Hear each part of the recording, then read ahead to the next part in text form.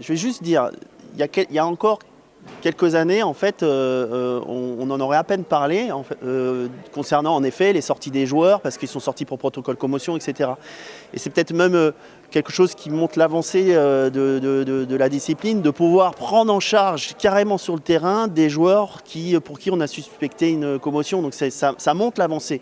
Et donc le caractère violent de ce sport est inhérent à ces règles. Et donc le travail qui est fait actuellement dans le rugby moderne, c'est en permanence prendre en considération les risques associés et prendre en charge les joueurs et mettre en place tout un tas de règles, que ce soit des règles du jeu, vous pouvez le constater, c'est-à-dire maintenant des sanctions de plus en plus importantes, carton jaune, carton rouge sur des plaquages dangereux, les sorties pour protocole HIA pour voir si les joueurs ont reçu une commotion ou pas, la gestion du joueur commotionné. Enfin, il y a tout un tas de mesures qui sont prises en compte. Donc oui, on a un rugby, c'est un sport de contact, un sport qui occasionne des risques plus importants que d'autres sports.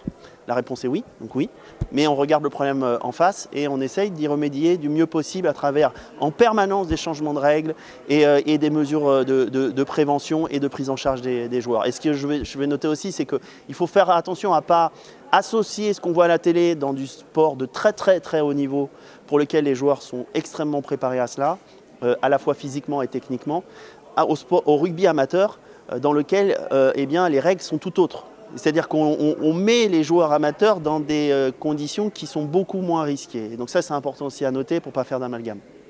Ah oui, tout à fait, je vais vous donner les exemples, c'est-à-dire que la connaissance scientifique des mécanismes liés aux blessures, des méthodologies de prise en charge pour améliorer la récupération après des blessures, que ce soit des commotions, voire d'autres blessures, et le moyen de les identifier carrément sur le terrain à travers la vidéo, à travers maintenant des objets connectés, des protège-dents instrumentés par exemple, vont certainement nous permettre en permanence d'améliorer ces conditions de pratique et la gestion de ces situations de risque.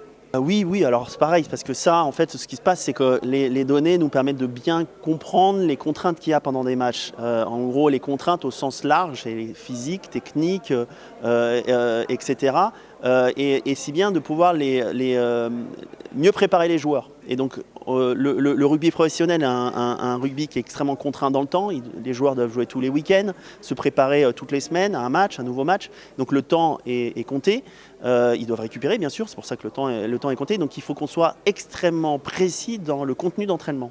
Et les données qu'on va pouvoir récupérer des matchs, analyser la performance et l'activité des joueurs vont nous permettre de savoir réellement comment configurer les situations d'entraînement et donc du coup préparer au mieux les joueurs à cette intensité. Ce qui fait que les joueurs deviennent de plus en plus experts, notamment dans ce qu'on appelle le rugby à haute intensité. Et donc là, on va gagner en effet en précision, etc., qui fait qu'on va avoir un jeu certainement plus intense et plus fluide, etc. Des règles aussi ont permis, comme le 50-22 par exemple, qui ont été avant tout mis en place pour la prévention des joueurs, justement pour faire en sorte qu'il y ait moins de contacts lorsque les joueurs vont défendre, avec un joueur en moins, avec des joueurs en moins dans la ligne de défense. Et donc en gros, eh bien, on essaye de mettre en place justement tout un tas de règles pour amener à ça.